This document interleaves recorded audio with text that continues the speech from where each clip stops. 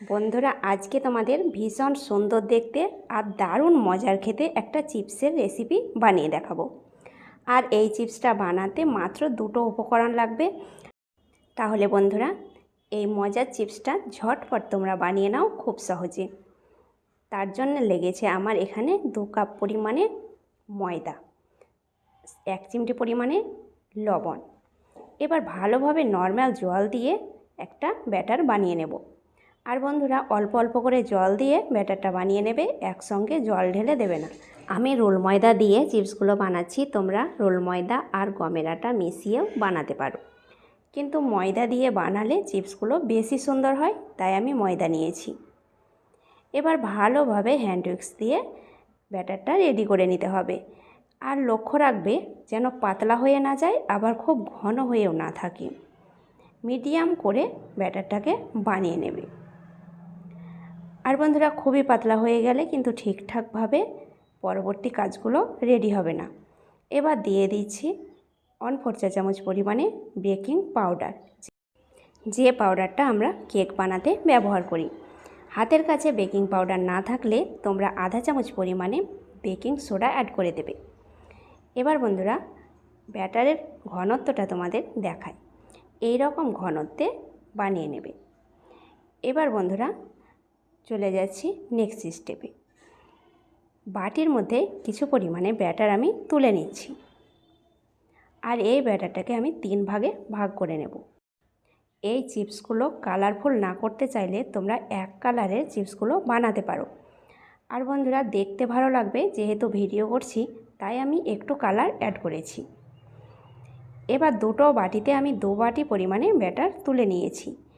এবার 3 ভাগে ভাগ করে নিয়েছি ব্যাটারটা, 1 ভাগ সাইডে রেখে দিলাম, আর এই 2 ভাগের মধ্যে দুটো কালার মিশিয়ে নিচ্ছি।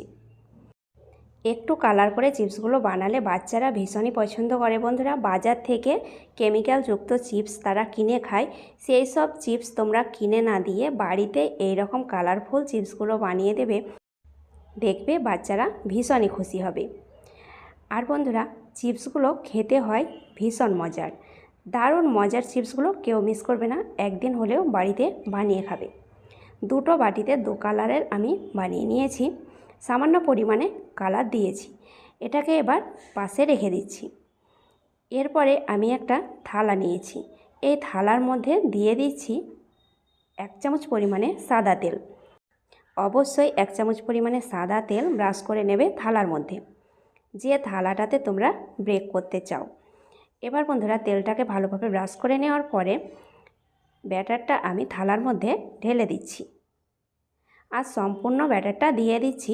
একটু মোটা লেয়ারের তৈরি হলেও কোনো সমস্যা নেই। আর বন্ধুরা, সমস্ত ব্যাটার দিয়ে চলে যাচ্ছি নেক্সট স্টেপ। চুলোর মধ্যে কড়াইয়ে দিয়েছি পরিমাণ মতো জল। জলটা যখন ফুটতে শুরু করবে সেই সময় আমি থালাটা জলের মধ্যে বসিয়ে দিলাম। এবার ঢাকা দিয়ে দিচ্ছি কিছুক্ষণের মতো। কিছুক্ষণ পর এবার আমি ঢাকনাটাকে উঠিয়ে নেব। আর বন্ধুরা, ওপরটা যখন এইভাবে শুকনো হয়ে যাবে, ড্রাই হয়ে আসবে, সেই সময় তোমরা থালাটাকে নামিয়ে নেবে। আর কিছুক্ষণ থালাটা ঠান্ডা করার পরে এবার আমি উঠিয়ে নিচ্ছি ব্যাটারটা। আর বন্ধুরা, চারিপাশটাকে চাকু দিয়ে এইভাবে একটু আলগা করে নেব।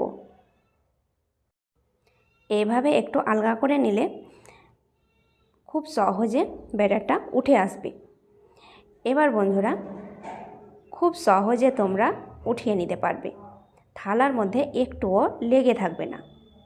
আর যেহেতু থালাতে আমরা একটু তেল ব্রাশ করে দিয়েছিলাম, তাই অবশ্যই বন্ধুরা একটু তেল ব্রাশ করে নেবে থালার মধ্যে। কিছুক্ষণ ভাপিয়ে নেওয়ার পরে খামির তৈরি হয়ে গেছে। এবার বন্ধুরা, আমি ভাঁজ করে রেখে দিচ্ছি। আর একইভাবে বাকি খামিরগুলোকেও একইভাবে আমি রেডি করে নিয়েছি থালার মধ্যে ভাপিয়ে।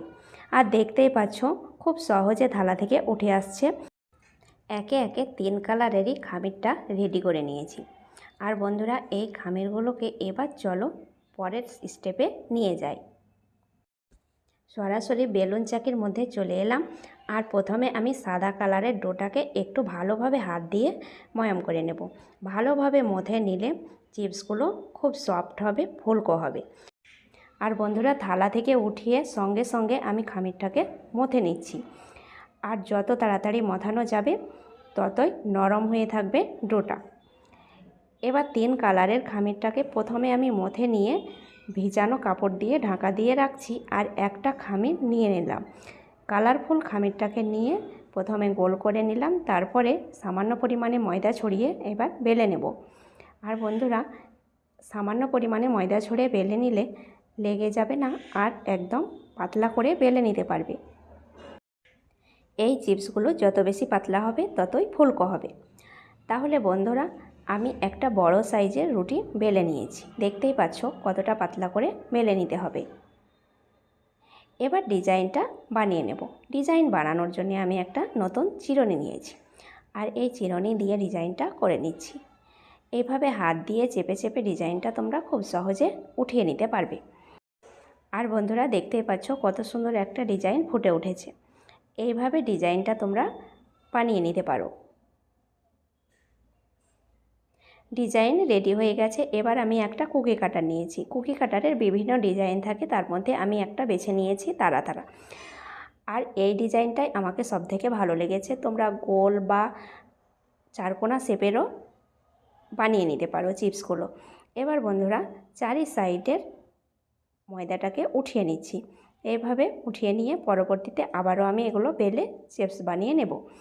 এবার একটা থালার মধ্যে আমি 1 চামচ পরিমাণে তেল দিয়ে ব্রাশ করে নিচ্ছি, তাহলে চিপসগুলো থালার মধ্যে চিপকে যাবে না। এবার থালার মধ্যে আমি চিপসগুলোকে উঠিয়ে নিচ্ছি। কালারফুল চিপসগুলো আমার রেডি হয়ে গেছে। এবার বন্ধুরা, সাদা কালারের চিপসগুলো বানিয়ে নেব। একইভাবে বড় সাইজের একটা নরমাল রুটির মতো বেলে নিতে হবে। পাতলা করে রুটিটাকে বেলে নিয়েছি। এবার চিরুনির মোটা আকারের ডিজাইনটা উঠিয়ে নিচ্ছি। আর এই ডিজাইনটাও তোমরা বানিয়ে নিতে পারো, দেখতে আরও বেশি ভালো লাগবে। এবার তোমরা পছন্দ মতো ডিজাইনটা তুলে নেবে। ডিজাইনটা হয়ে গেছে। এবার আমি কুকি কাটারের সাহায্যে কেটে নিচ্ছি। আর একইভাবে আমি কেটে নিচ্ছি আগের মতো। সমস্ত চিপসগুলো আমার রেডি হয়ে গেছে। এবার আমি থালার মধ্যে উঠিয়ে নিচ্ছি। আর বন্ধুরা, সমস্ত কালারফুল ডিজাইনগুলো আমি উঠিয়ে নিয়েছি। এবার দুটো থালাকে নিয়ে সরাসরি রোদের মধ্যে ভালোভাবে শুকাতে দিয়েছি। আর বন্ধুরা, রোদ্রে ভালোভাবে চিপসগুলোকে শুকানোর পরে ফিরে আসছি। ভালোভাবে শুকানোর পরে ফিরে এলাম। এবার বন্ধুরা, তেলের মধ্যে ভেজে নিচ্ছি। কড়াইয়ের মধ্যে তেল বসিয়েছি। তেলটা ভালোভাবে গরম হওয়ার পরে চিপসগুলো ভেজে নিতে হবে। আর দেখতেই পাচ্ছ কতটা ফুলকো হয়েছে। আর বন্ধুরা, তেলের মধ্যে দেওয়ার সঙ্গে সঙ্গে একদম ফুলকো হয়ে যাবে। মজার চিপসটা কেউ মিস করবে না। অবশ্যই বাড়িতে একদিন হলে বানিয়ে খাবে। আর দেখতেই পাচ্ছ কতটা সুন্দর লাগছে। এই চিপসগুলো বাচ্চারা পেলে একদম প্লেট ফাঁকা করে খেয়ে নেবে। তাহলে বন্ধুরা, আজ এই পর্যন্তই। আবার আসছি নতুন রেসিপি নিয়ে। ভালো থাকবে, সুস্থ থাকবে। ধন্যবাদ।